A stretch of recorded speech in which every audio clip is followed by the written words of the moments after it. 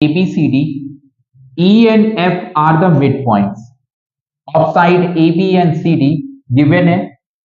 Show करना है हमें the line segment AF and EC, the line segment AF and EC trisect the diagonal BD. BD जो diagonal है, ये जो लाइन सेगमेंट है दोनों ट्राइसेक्ट कर रही हैं. मतलब हमें दिखाना है need to prove what, need to show DP equal to PQ equal to BQ. क्योंकि अगर ट्राइसेक्ट होगा तो तीनों इक्वल पार्ट्स में डिवाइड हो रहे हैं. ट्राइसेक्ट का मतलब यही होता है, तीन इक्वल पार्ट्स. चलिए अब अपन सॉल्व करते हैं इसे. ठीक है, अब देखो दिया हुआ है ABCD इज पैलोग्राम. क्या गिवन है? ABCD क्या है अपने पास? पैलोग्राम है. सो आप लिखोगे देयरफॉर CD इक्वल टू क्या हो जाएगा? AB. CD इक्वल टू क्या हो जाएगा? AB हो जाएगा ना? ध्यान से देखना.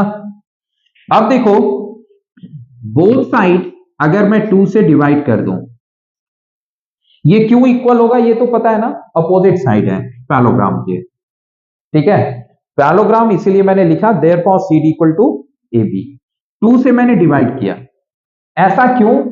तो ऐसा इसलिए बोला जा रहा है कि F मिड पॉइंट है CD पे, तो ये और ये इक्वल होंगे, होंगे ना. तो CD का हाफ में क्या लिख सकता हूं? FC लिख सकता हूं. और ये भी बोला जा रहा है E मिड पॉइंट है, तो ये भी इक्वल होंगे, है ना. तो मैं क्या लिख सकता हूं? AB का हाफ, है ना. अब देखो इस क्वाड्रिलेटरल में ध्यान से देखना, कौन से? AECF. AECF पैलोग्राम बन जाएगा. क्यों? क्योंकि देखो इसके पैरेलल होने की वजह से आप ये तो इक्वल आपने प्रूव कर दिया. And we have what? CD is parallel to AB, क्योंकि ये पैलोग्राम के अपोजिट साइड है. So therefore FC is parallel to AE, है ना. अब वी नो ये चीज और ये चीज दोनों हमारे पास है, तो अपन अब क्या लिखेंगे कि AECF इज पैलोग्राम. और रीजन इसके सामने लिख देना, अपोजिट साइड. हाँ, opposite side equal and parallel. समझ में आया? Equal and parallel. अब देखो ये पैलोग्राम होने की वजह से AF पैरेलल होगा किसके? CE के. अब आप लिखोगे देयरफॉर, क्योंकि ये पैलोग्राम हो गया, अब इसके अपोजिट साइड क्या होंगे? Parallel.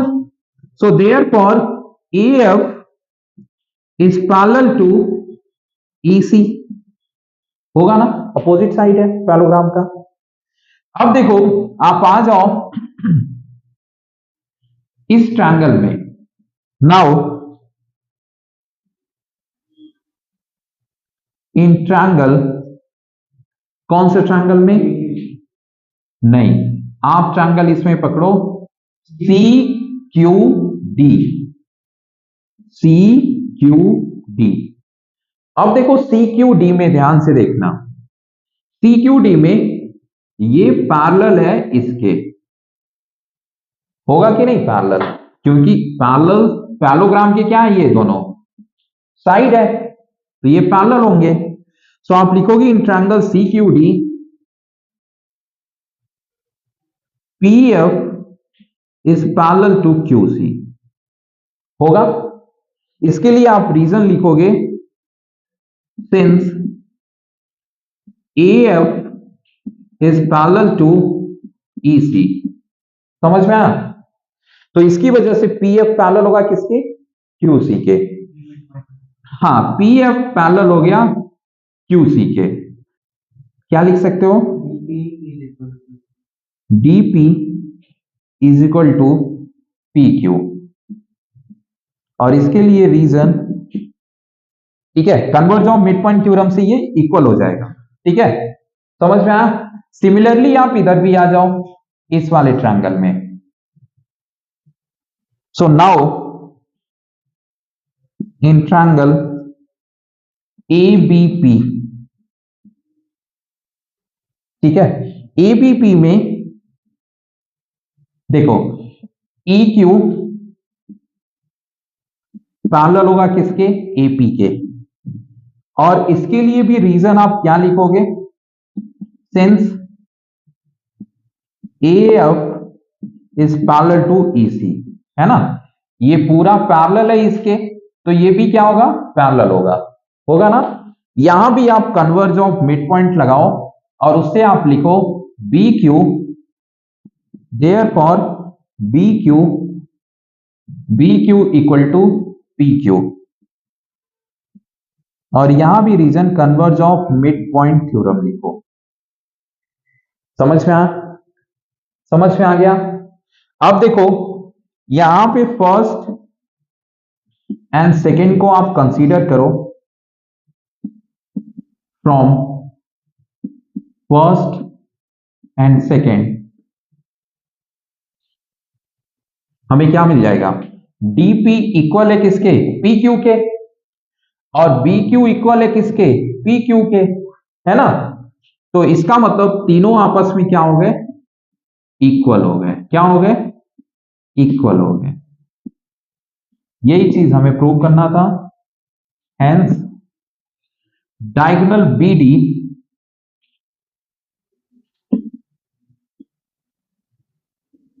BD trisected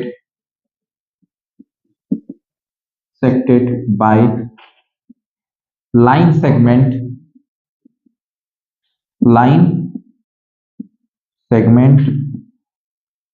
AF and EC। ठीक है, हेंस प्रूव्ड।